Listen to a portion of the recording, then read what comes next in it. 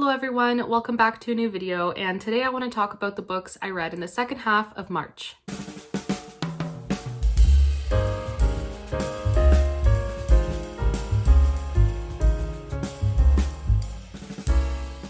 I do hope March was a wonderful reading month for you all, and I would love to know what some of the highlights of the month were for you. Please do let me know in the comments.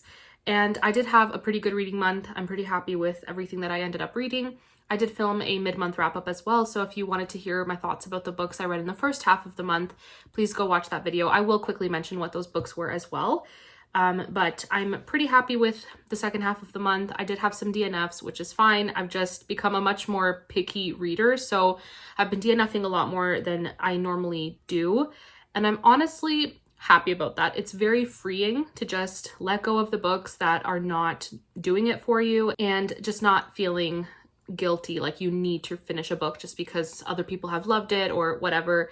It's very freeing. I want to enjoy what I'm reading, and even if I finish a book and I didn't love it, there's a reason why I finished it. There was something in the book that made me want to keep reading, and that's what I want my reading life to be like. I want to be reading a book because I want to read that book. Anyways, before I really go on a tangent, because I tend to do that, let's just go ahead and talk about the books I read in the month. So just a quick summary of what I read in the first half of the month. I will first mention the 3 DNFs, which were Amari and the Night Brothers by B.B. Alston, A Lady's Guide to Marvels and Misadventure by Angela Bell, and The Warm Hands of Ghosts by Catherine Arden. And then the books that I did complete in the first half were Bleak House by Charles Dickens, The Murder of Roger Ackroyd by Agatha Christie, Dear Mrs. Bird and Yours Cheerfully by A.J. Pierce, Elizabeth and Margaret, The Intimate World of the Windsor Sisters by Andrew Morton, and A Kind of Spark by Elle McNichol. Also, if you do hear noise, there are a lot of kids out playing. It is a beautiful day and people are out and about doing outdoor things. I can't blame anyone for enjoying this beautiful weather, so just wanted to mention if you hear noise. But anyways, moving on to my wrap up for March. So the second half of the month, I did end up DNFing 4 books. One of them I would say is probably a temporary DNF. We'll see if I ever really have the mood to pick it up. Maybe I will, maybe I won't. And that is Emily Wilde's Map of the Other Lands by Heather Fawcett, I believe is the author. And this is the second book in the Emily Wilde series. I read the first book, I believe last year, and liked it. I overall enjoyed it. There were things I didn't really care for, but I thought it was fun and enjoyable.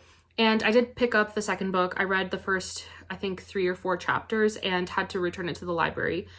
After returning it to the library, I was just thinking about it, and honestly, I just don't really have a desire to continue the series. I was okay with just reading the first book. I think it's just not really the series for me, just the way that it's written, and it has a lot of footnotes because Emily Wilde studies fairies and it's very academic in that sense. And it's not that I don't like academic style books or even dark academia. I do enjoy stories like that, and I enjoy fairy tales. I don't know exactly what it is about the book that just doesn't really feel like it's the right book for me, if that makes sense. It's one of those books where the different individual elements are things I like, but altogether it's just not really my favorite. So we'll see if I end up picking it back up. But then the next 3 books I would consider true DNFs. I don't think I will ever pick them back up again. The first one is Marilla of Green Gables by Sarah McCoy, and I'm pretty sad about this one. I did go in with higher expectations, even though I knew it has very mixed reviews. There are people that really enjoyed it, people that didn't care for it at all, and I just did not enjoy the first few chapters that I read. I have mentioned before I'm pretty picky with writing, and I just was not enjoying the writing style of this one.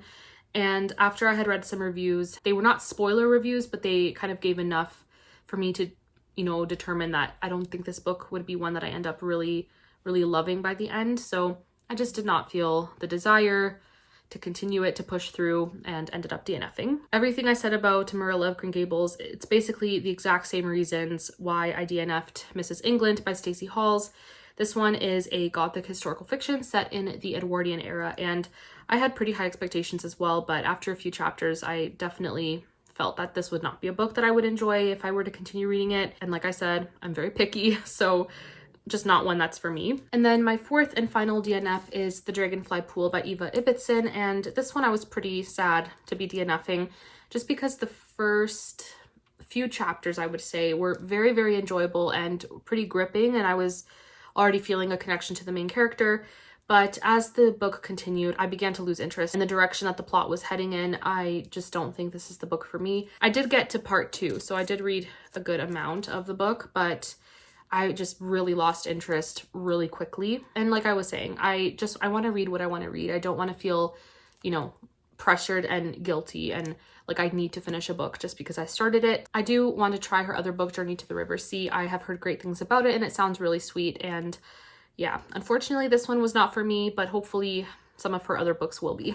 So those were my DNFs, and I do have 2 books that I did not finish in March, so I will be carrying them over to April. And the first one is Elantris by Brandon Sanderson. It's one of his standalones, and I'm very much enjoying it, even though I am only about that far through the book. So not very far, but enjoying it. I'm also working my way through The Heir of Redcliffe by Charlotte Mary Young. This is a Victorian classic that I'm just so happy that I started it. I'm loving my time with this book. It's just wonderful. I love it so much, and I honestly want to savor it. I don't want to rush it at all, but that is the other book that I'm carrying over into April. But now let's talk about the books that I actually completed in the second half of the month, and they are a range from 3.5 to 5 stars. I had some really great reads in the second half of March, which I'm very happy about. I will be going from my least favorite to my favorite, but the lowest rated here, like I said, is a 3.5 star, which I still very much enjoyed this book, so would not say it's a bad book by any means, and that is Cider with Rosie. This is the illustrated edition by Laurie Lee. This is a memoir about Laurie Lee, and he grew up in the early 20th century in the Cotswolds with his mother and his half-siblings and full siblings as well. And it's a very, very interesting memoir about his childhood and what it was like living in the Cotswolds. They were not the wealthiest of families, and so it's just very honest and at times made me a little uncomfortable, but I think it was well written and very interesting and had some beautiful nature descriptions and definitely made me want to visit England even more than I already do. There were moments where it felt like I was basking in golden hour reading this book, just the way that it was written. And I know it's not the writing style for everyone. It's very unique, very different, especially for a memoir, but I really, really did enjoy it. It's basically like a coming of age memoir, which coming of age is not really my favorite thing. I'm very particular with my coming of age stories, so I don't always enjoy them, but I do like the way that Laurie Lee told his story. He shared a lot of really interesting stories of the types of people that lived in this village at the time, the different things that they were dealing with, whether it was murders, floods, school drama, and things like that. It was really interesting to see how he grew up and just the way that his mother parented on her own, as their father was not in the picture.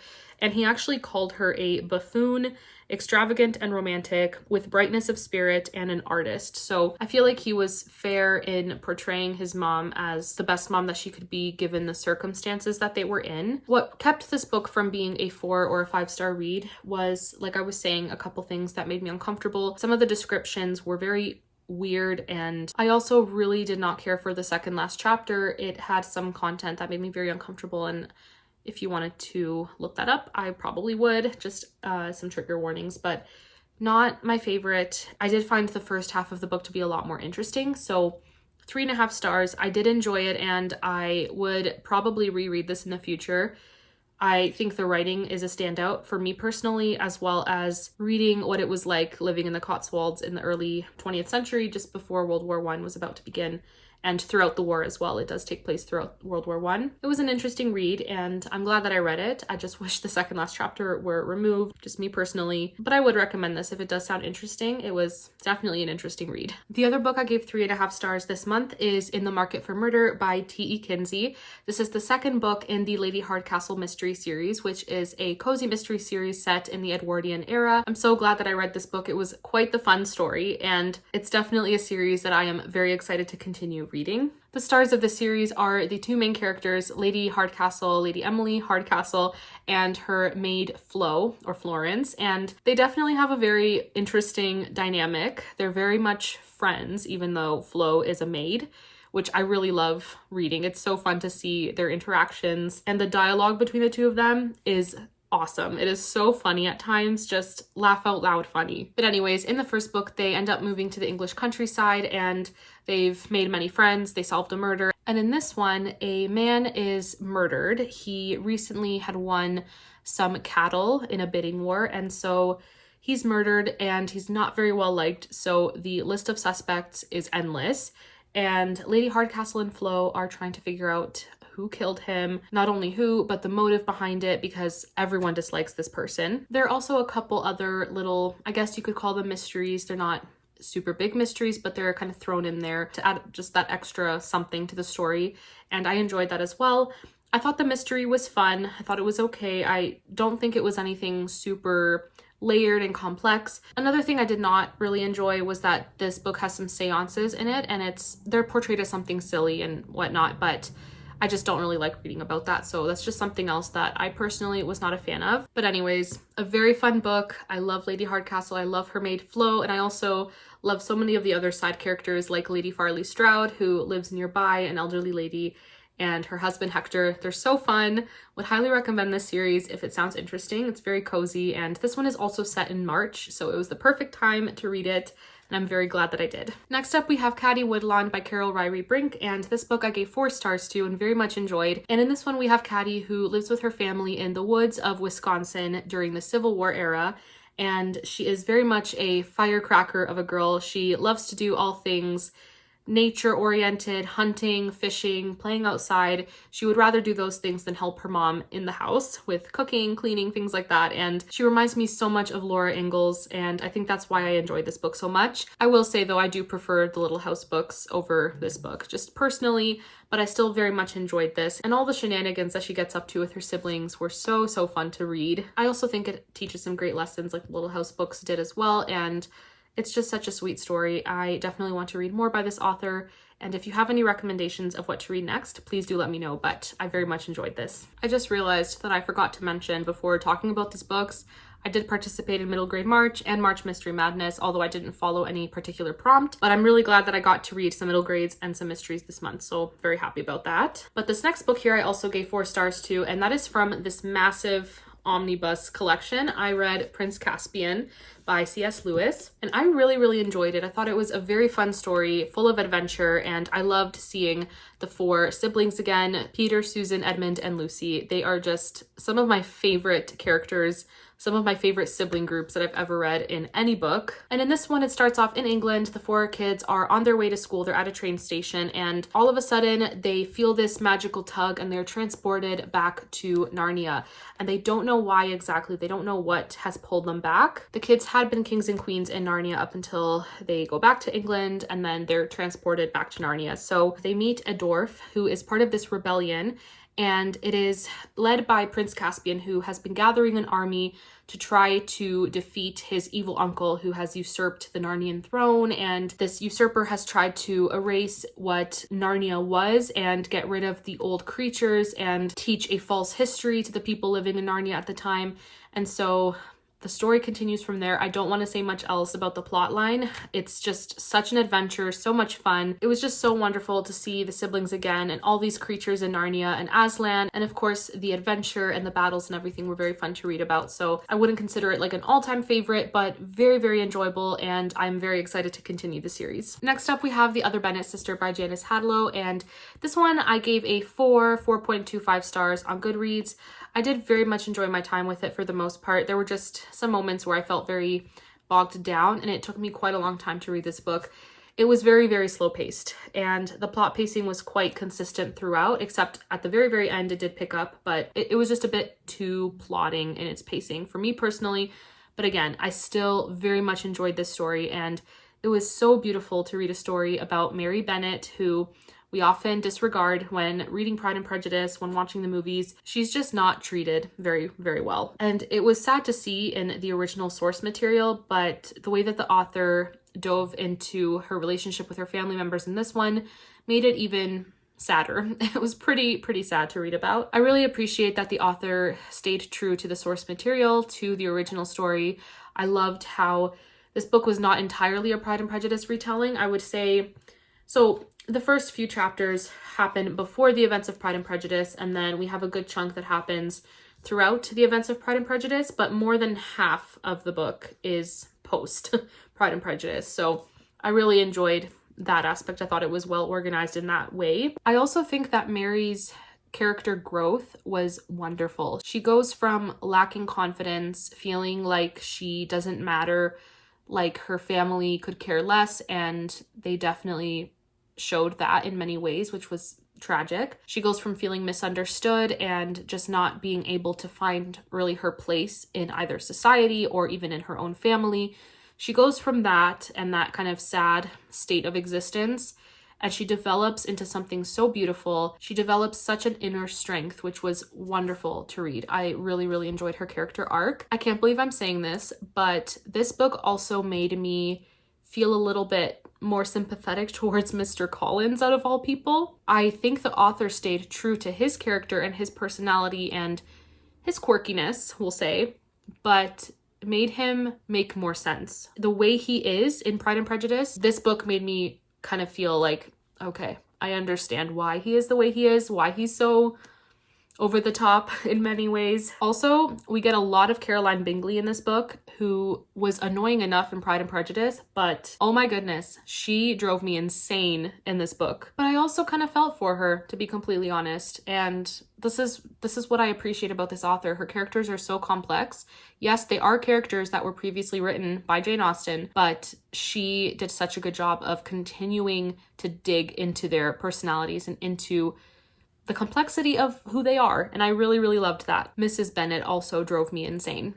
Absolutely insane. Oh, that woman. I also wanted to mention that in Pride and Prejudice, we are introduced to the Gardeners, who are Mary's aunt and uncle on her mother's side. And we do see a little bit of them in Pride and Prejudice, and I really, really enjoy them as characters. And we do get a lot more of them in this book, which I really, really loved. They are such a sweet couple. So, so sweet. The last bit of this book was also set in the Lake District in England, which was beautiful to read. The descriptions were gorgeous. And there is one little quote here that I wrote down, and that is, "There was nothing to be heard but birdsong and the sound of their shoes crunching on small stones as they walked to the lake's edge." And then there is another quote in the book that I had marked, and that is when they're in the Lake District and it's getting stormy, and it says, "The storm was not long in making itself felt. The vapor on the distant horizon coalesced into clouds, great columns of gray that blotted out the sun and shadowed the hilltops as they raced across the sky. The peaks before them were first lit up and then plunged into darkness, their green hillsides a shifting patchwork of color. A curtain of dark rain shimmered in the distance. A rumble of thunder echoed in the far-off valleys. At first, Mary was elated. Mr. Wordsworth had been right, she thought. This was indeed a thing worth seeing. She stood transfixed by the boiling landscape." It was just such a beautiful book. Too long at parts. I was feeling a little overwhelmed with the length of the book and the slow pacing, but overall a great story and such a great retelling while doing something unique and beautifully portraying this character of Mary Bennet. Alrighty, and we have two more books to talk about, and they were both 5-star reads, which makes me so, so happy. And this one here is a middle grade that is called The Beatryce Prophecy by Kate DiCamillo. I am so glad that I read this book. I'll be honest, when I filmed my library haul a few weeks ago, I was not as drawn to this one. I don't know why, but it just was not really pulling me in based on the cover and the summary. But I am so happy that I prioritized this book, especially hearing how wonderful of an author Kate DiCamillo is. And I am so, so happy to say this is one of my new favorite middle grade books of all time. It was wonderful. So in this book, we have Brother Edic, who is a monk. He's part of the monks of the Order of the Chronicles, and they're basically tasked with writing down things that have happened in the past and what is prophesied to be. So there is a prophecy that a girl will unseat the current king of this land. It's kind of like a medieval inspired land. And one day, Brother Edic, who is one of these monks, he ends up going into where the goat pen is for this goat that everyone detests because she bites and she's just not the nicest goat out there. But he goes to where her pen is and finds a young girl sleeping beside the goat. She's covered in injuries. She has no memory of who she is, where she came from, and she also has the ability to read. And this is set in a world where only the monks or the king and his men can read. So the fact that she's female and she can read alarms Brother Edic. But the king's men are on the hunt for a missing girl. The girl is, of course, Beatrice. That's not a spoiler at all. And Brother Edic ends up protecting her as the king's men are looking for her. She doesn't know why. And the story goes from there. This book was just so, so sweet. I loved my time reading it. The goat, Answelica, is so funny. She has very human-like characteristics in how she acts. And she's just the funniest little companion to Beatrice. We also have another character named Jack Dory, and he is a very, very interesting character that ends up meeting Beatrice and joins her on her journey throughout this book. But honestly, the star of this book, my favorite character, was Brother Edic. This monk had been through so much before the events of the book. He had been abused by his father as a kid, and the way that the author described all of that was just absolute perfection. And I just love how he speaks to Beatryce and how he reassures her, even though she has no idea who she is. And he says, "That is who you are, someone with friends in the world. The rest we will figure out as we go along." I'm also obsessed with the illustrations. The illustrator is Sophie Blackall, and she did a wonderful job. Here is Brother Edic being chased by Amswellica the goat. I loved this book. I actually read the hardcover edition from the library, but got myself this beautiful paperback just because I know I'm going to want to reread this book many times. It also, like I said, feels like it's set in a medieval type world, and it's so whimsical, a very, very unique fantasy, very unique fairy tale-like story. I just loved it. All right, and we have one last book to talk about here, and I actually got this book out to read.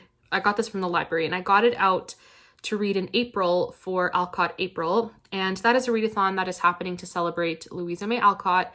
I am not going to be filming any sort of TBR video or anything like that, but I will have the information linked below if any of you are interested in this readathon. This book, I got it for the readathon and started it in March and could not stop.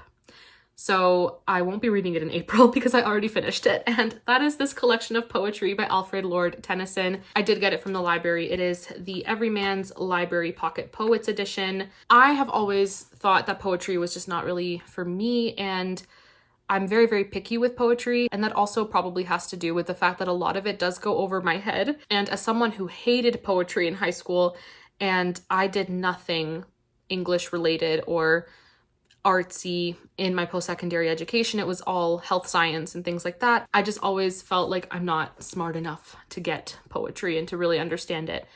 And I think that's silly. I think anyone can get poetry after reading it more, and you have to kind of acclimate to the way that it's written because it's not prose, obviously. And it's like Shakespeare. It takes time. But anyways, even though I hated poetry in high school, I wanted to try it out now as an adult and kind of see what I think. And I read Robert Frost's poetry a few years ago, enjoyed it. And then I read The Lady of Shalott by Alfred Lord Tennyson last year and loved it. That one is a narrative poem. So it's a story, but told through poetry rather than prose. And like I said, I loved it. And I wanted to try more because I know Anne of Green Gables references Alfred Lord Tennyson and she loves his poetry. And I am so glad that I read this. There's no going back. He is probably my favorite poet.